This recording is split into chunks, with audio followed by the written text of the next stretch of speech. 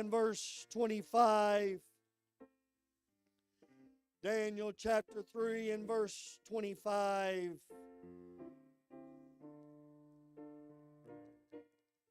Today, for just a little while, I want to spend some time with you speaking on this topic. He's an on-time God. He is an on-time God. At the right time, when you needed Him, when you looked like you were about to reach the end of your rope, God stepped in and touched you. Daniel chapter 3 and verse 25, he answered and said, Lo, I see 4 men loose, walking in the midst of the fire, and they have no hurt. And the form of the fourth is like the Son of God. And then you drop down to Daniel chapter 6 and verse 7. All the presidents of the kingdom, the governors and the princes, the counselors and the captives have consulted together to establish a royal statute and to make a firm decree that whosoever shall ask a petition of any god or man for 30 days, save of thee, O king, he shall be cast into the den of lions. And as you see those two verses, you immediately realize we're talking about Shadrach, Meshach, and Abednego. And then we drop down and we're talking about Daniel in the lion's den. Two perfect examples of an on-time God. Dear Lord Jesus, I come to you right now. Lord, I thank you for this time together. I thank you for the power and the presence that we feel in the house today. God, I pray that you'll reach down and touch every mind, heart, and soul. That you'll reach down and move in this place continually. God, I want you to touch our life. Help us to draw from your words, to be encouraged by what you have to say, that we can apply and take it with us.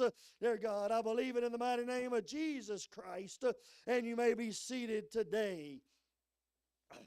As we read these scriptures, it tells of two distinct stories, just a few chapters apart in the book of Daniel. First of all, you have Nebuchadnezzar, the king, where he made an image of gold, and he made a decree that he put out that everyone would have to bow to this idol.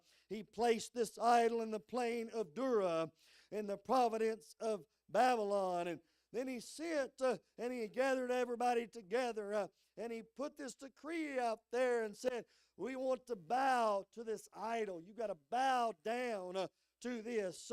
You have to obey my words, and you have to bow down and worship to this image. Now we all know the scriptures, and we know what it talks about, especially if you go back to the 10 Commandments, how we're not to make any graven image. We're not to worship anyone but God. It is Him alone that we serve. You can read through the 10 Commandments and you'll find that there's some things there that Shadrach, Meshach, and Abednego, they had to put into practice. They were called upon to look at an idol, a golden image, and they had to look on it, and they had to bow to it by decree of Nebuchadnezzar. But you find 3 young men, they chose at that moment to stand firm in their belief. They didn't care if it cost them their life. They didn't care what was coming on to happen to them and what was going to take place. They just had one thing in mind. I am going to be obedient to the God that I serve, and Him alone will I worship.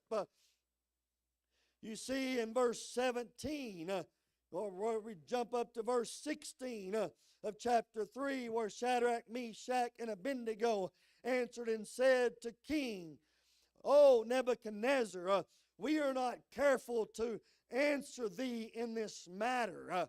In other words, they weren't going to beat around the bush and give him the answer that he wanted. What they were going to say was very plain and simple. elementary could understand when they said, if it be so, our God whom we serve is able to deliver us from the burning fiery furnace, and he will deliver us out of thine hand, O King. In other words, they're saying, I don't care what you're telling me to do. I am not going to do it because I am serving a God that I love, and I am not going to give up. But on verse 18, but if not, be it known unto thee, O King, that we will not serve thy gods, nor worship the golden image which thou hast set up. They are not giving up. They don't care if it costs them their lives. They're going to live for God, and they're going to serve him only. And Nebuchadnezzar, in verse 19, was full of fury. He was angry, and he was very upset, and he charged against Shadrach, Meshach, and Abednego. Therefore he spoke and commanded that they should heat the furnace one 7 times more than it was heated. He wanted to make sure that he took care of these three young men, the rebellious young men, 3 men that were going to stand against sin, stand against idol worship, and stand against his orders as king. He wasn't going to accept it. That's rebellion, and rebellion has to be dealt with in the kingdom. And the only way that can happen is if I take you and I burn you in the furnace. I follow through with my decree. I follow through with my order. I make sure that I do what I said I was going to do. And so therefore, he wanted it heated up 7 times hotter. Let's take no chances. We find that he called the mightiest men in his army together, and they bound those 3, and he gathered them up, and he took and he put them in the fiery furnace, and it was so hot that the men that were pushing them in, they burnt up. They were consumed from the heat of the fire that burned. But Shadrach, Meshach, and Abednego had already decided at some point, I'm just going to put my life into the hands of a mighty God. I'm going to place myself at the mercy of God, and whatever he sees fit to happen, I'm okay with it. If I'm consumed, I'm consumed. At least I am consumed in the power of God holding me. I'm going to put my trust and faith in him. But if not, if he sees fit to deliver us from the fiery furnace, so be it. It's going to happen. It's just going to show the power of God. And if he delivers us, but not if I suffer and I die through it, and I consumed and I am no more, that's okay with me. And it's time for us to get to the point sometimes in our life where we have to determine it does not matter. I'm going to live for God regardless. If it costs me everything, if it costs me my life, I'm going to live for God. If it costs me my friends, I'm living for God. If it costs me my family, I'm living for God. If it costs me my job, I'm living for God. If it costs me my home, I'm living for God. Regardless of what's coming our way, if you want to put yourself in the shoes of Shadrach, Meshach, and Abednego, if it's going to cost me my life, then I am going to live for God. If I'm consumed, I'm consumed. But it doesn't matter. I'm still going to serve him. I'm here to tell you today that Shadrach, Meshach, and Abednego found out real quick that he is an on-time God. You see, he didn't save them from the struggle of the decision of am I going to stand for God or am I going to worship an idol. He allowed them to go through that temptation. He allowed them to go through that trial. He allowed them to go through that point of time. And they had to go through it. And they even had to face Nebuchadnezzar. And he wasn't there standing beside them and say, oh, I'm going to step in and this ain't going to happen. happen? No, he allowed them to go through that time, that face-to-face with the king Nebuchadnezzar, and hear the words, if you don't bow, you're going to burn. If you don't bow, you're going to burn. And could you imagine how they went and how they felt at that time? But I believe there was three men that determined that it doesn't matter. I'm still serving God. And they were put to a test. They were put to a trial. They were put into a situation where they had to decide, is God more important than me? Is Him more important than me? Do I want to live for Him more than I'm willing to live for myself? Am I willing to live for Him more than I want to satisfy the flesh? I believe that they determined in their heart that they had a made-up mind. Nothing is going to turn me around. I'm not bowing King Nebuchadnezzar. I'm not going to get down on my face before a golden idol, and I'm not getting down before you. I only bow my face to the King of Kings and the Lord of Lords. I believe they made up mind, and because they survived the test, they made it through the trial. Now you find that it looked like the end was near. They were about to be consumed in the fire, but in the midst of that, there was a God that stepped in. There was a mighty God. And you look down the story a little bit further, you see in verse 24, then Nebuchadnezzar, the king, was astonished and rose up in haste and spake and said unto his counselors, did not we cast three men bound into the midst of the fire? They answered and said unto him, true, O king. And he answered and said, lo, I see four men loose, walking in the midst of the fire, and they have no hurt, and the form of the fourth is like the Son of God. And you find Nebuchadnezzar came near to the mouth of the burning fiery furnace and spake and said, Shadrach, Meshach, and Abednego, ye servants of the Most High God, come forth and come hither. Then Shadrach, Meshach, and Abednego came forth of the midst of the fire, and the princes and governors and captains and the king's counselors being together saw these men upon whose bodies the fire had no power, nor was a hair of their head singed, neither were their coats changed, nor the smell of fire had passed on them. That is only the work of a miraculous God that can take you through the fire and not be touched, not to be singed, and not to even have the smell of the fire upon you. But it is a God to keep you. It is a God that's carrying you. It is a God that's going forth. That is the God that I'm talking about today. That's the God that I'm preaching about today. A God that loves you. And you may be going through the struggle. You may be going through the fire. You may be going through the temptation and the trial, and you may be wondering, do I give up? But I'm here to tell you right now, He's an on-time God. Yesterday, He was an on-time God. Tomorrow, He's going to be an on-time God. He's going to be the God that is there for you, the God that will take care of you, the God that will always pull you through. He's never left you in the middle of a trial. He's never left you in the midst of temptation. You see, those things when we have failed, it's not because He left us, it's because we left Him. We turned our back on Him. We allowed the temptation to win. We've allowed ourselves to cave under the pressure, and we've all done it. None of us have lived perfect lives. We've all failed at times, but He is an on-time God, and He wants to touch you today and move in your life today. And we reach down in the story today, and you'll find something that happened to them.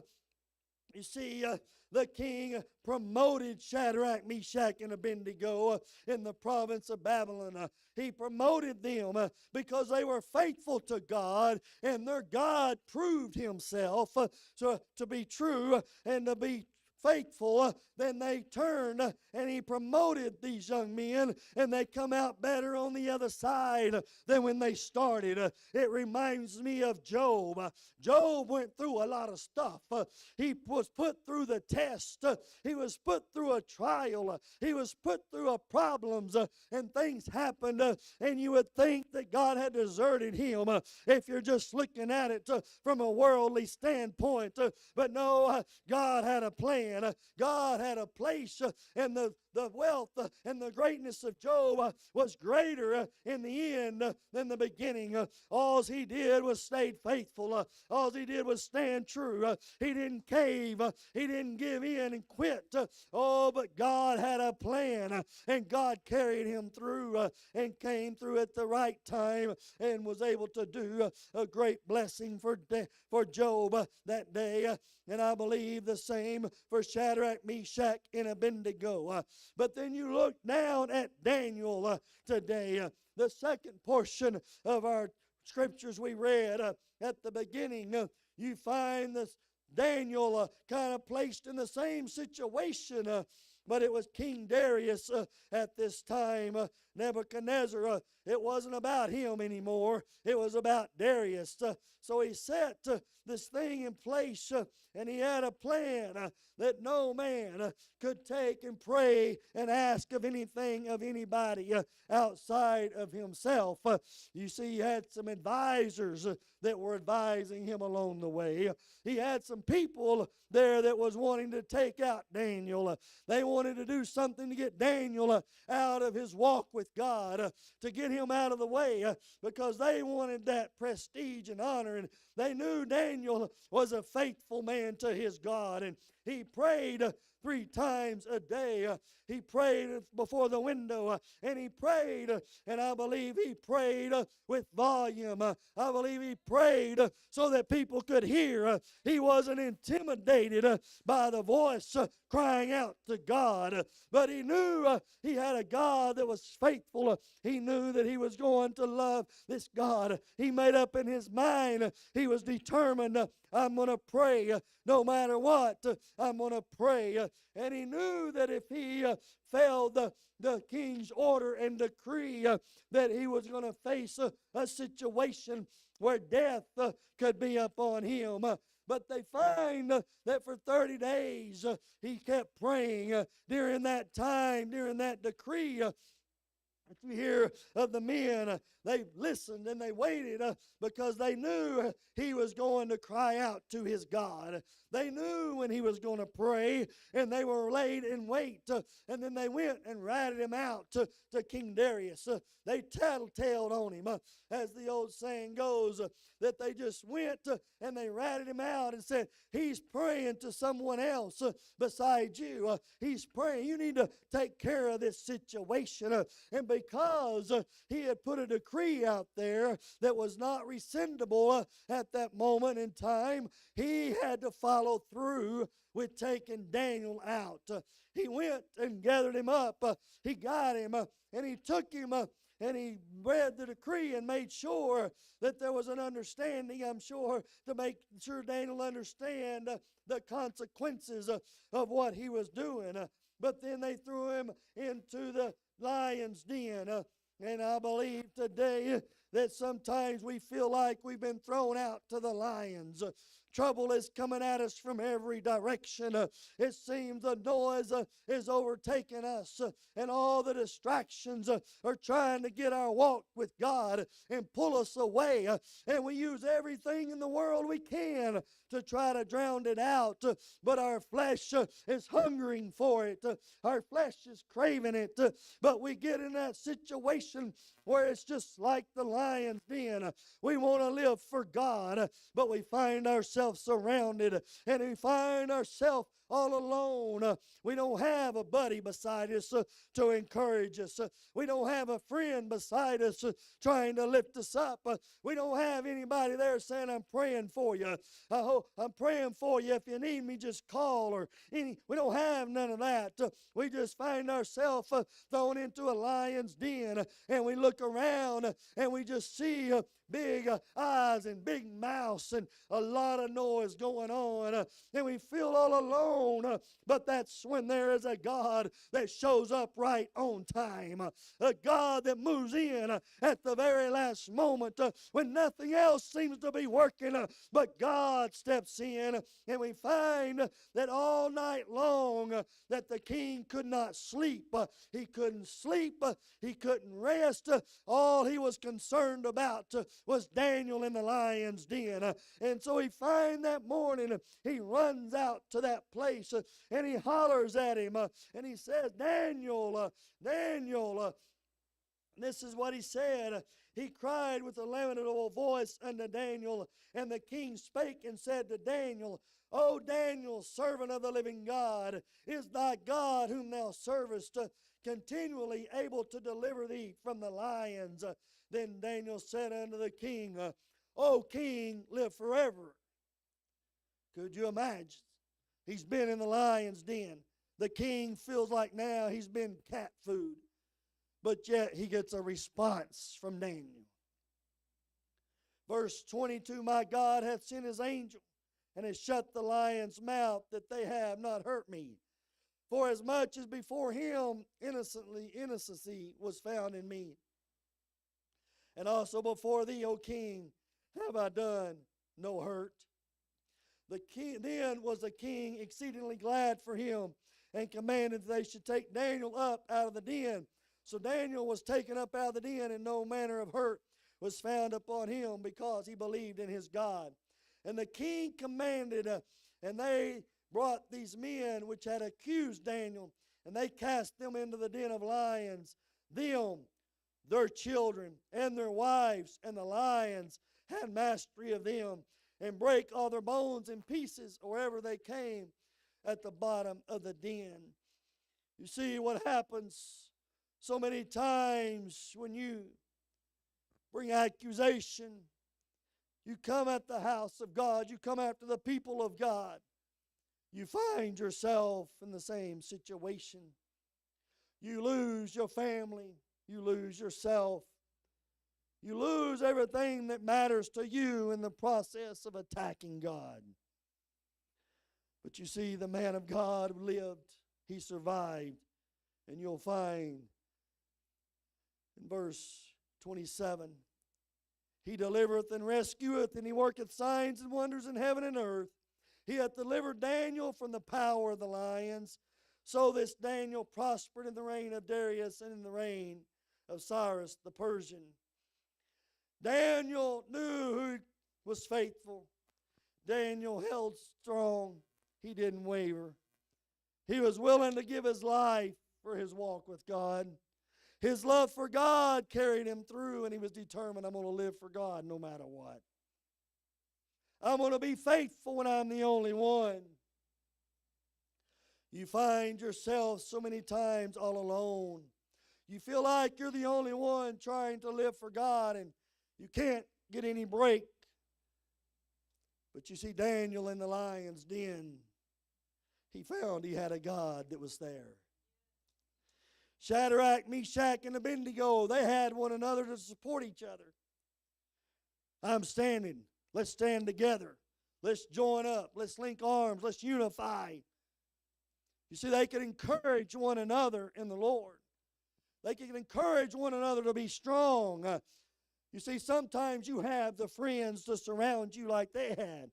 Other times you find yourself all alone and you wonder, can I make it?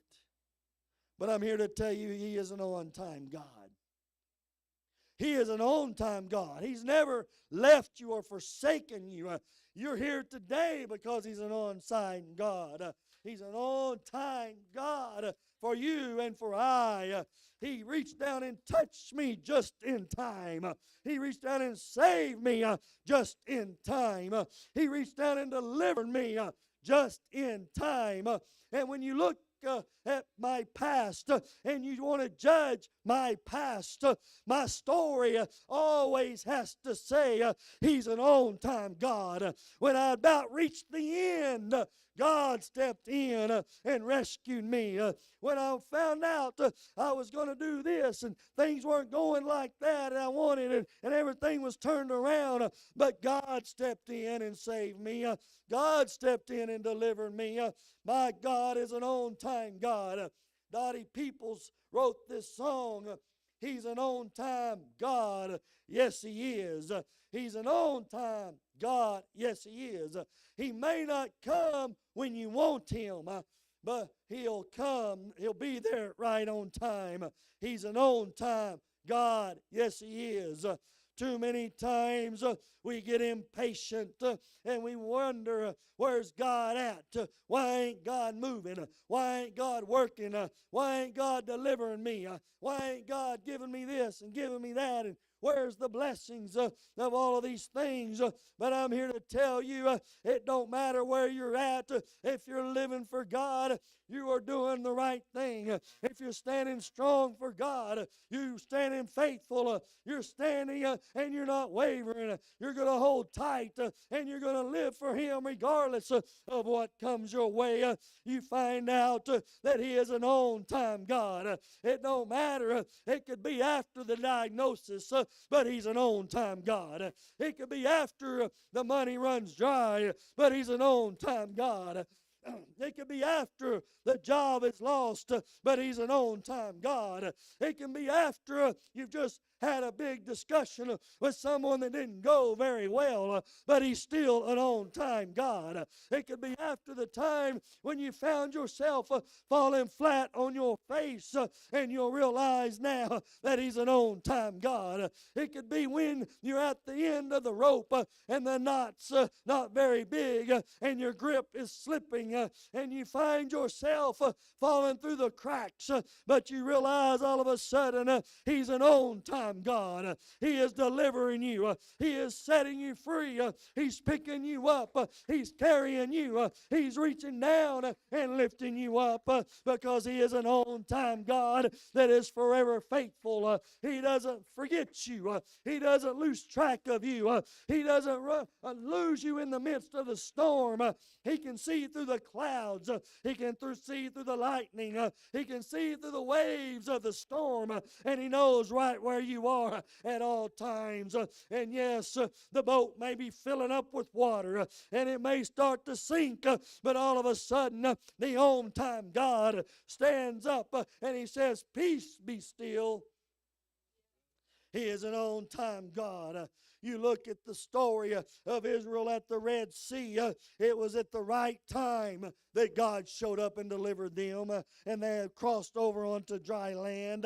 You can look at that and realize that He is an on-time God.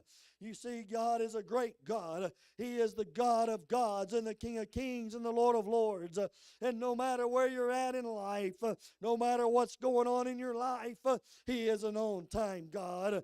You may feel that you can't touch Him. You can't reach Him. And maybe you feel like that you've kind of reached the end of your life and you don't know what's going to happen next.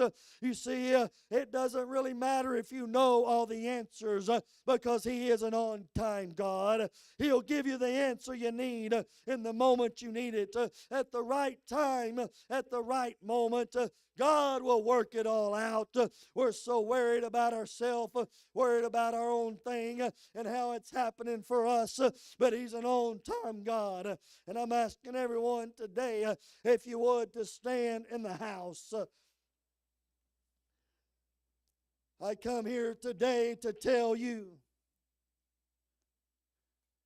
this isn't the end. We have an on-time God. It's not over. We have an on-time God. We can't quit. He's an on-time God. You see, God has a way of stepping into your situation. Too many times we feel like that we have reached it. We've reached the point of no return. God can't touch me. God can't use me. God can't direct. God can't do anything. Well, I'm here to tell you, hold tight. Be strong.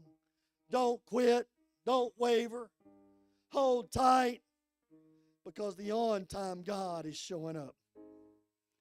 The on-time God is in the place today. His presence is in the house. I feel His touch today. The on-time God wants to reach down and move on you today. He wants to move on me. He's reaching down into our situations. He's reaching down into our life.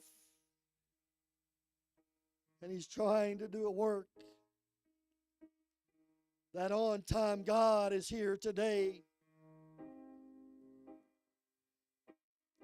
This area is open to anyone that would like to come. Everyone is invited.